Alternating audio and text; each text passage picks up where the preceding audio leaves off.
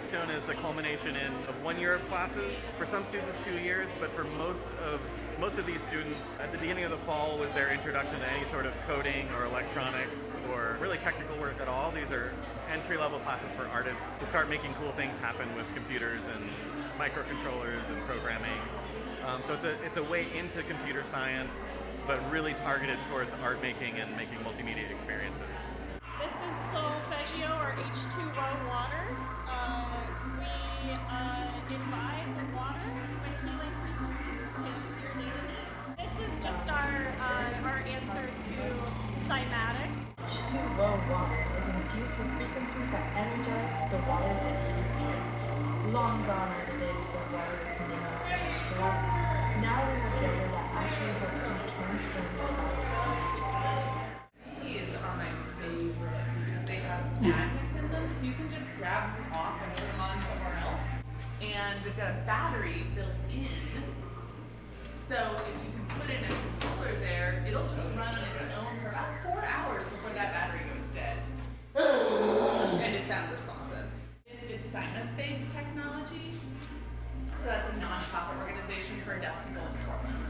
It's using a free online software called Hydra, just recording some of the FFT sounds that are coming from around the room and projecting them, causing these waves. It shifts from color to color with like saturation. So it's one has like saturation and like blending. So you kind of just have to like play around with it and see how the program makes the combination work. Ferrofluid is kind of a crazy substance. I don't know exactly how it's made, but it reacts to sound in a cool way. We actually got some for this project, but it did not work out. So I ended up making a digital version, which you can see here. It's kind of reacting to how I'm talking.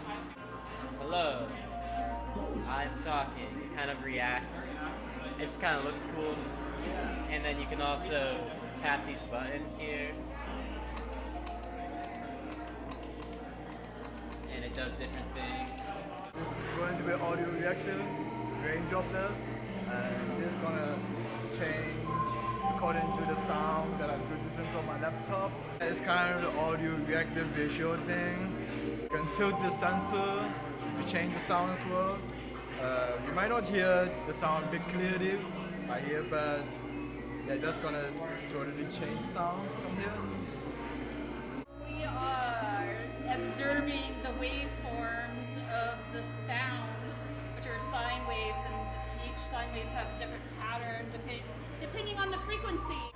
We're brushing this around to form different patterns based off the different frequencies, and so we can visually see what the form the frequency takes.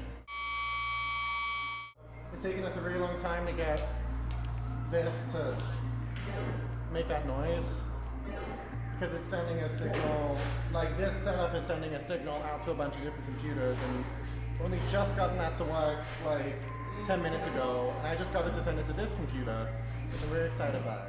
There's a lot of work in the world that needs to be done by creative people that can program just enough to get cool things to happen. So a lot of our grads and a lot of our faculty get work through brands and agencies who are doing big events and they want big exciting things to happen.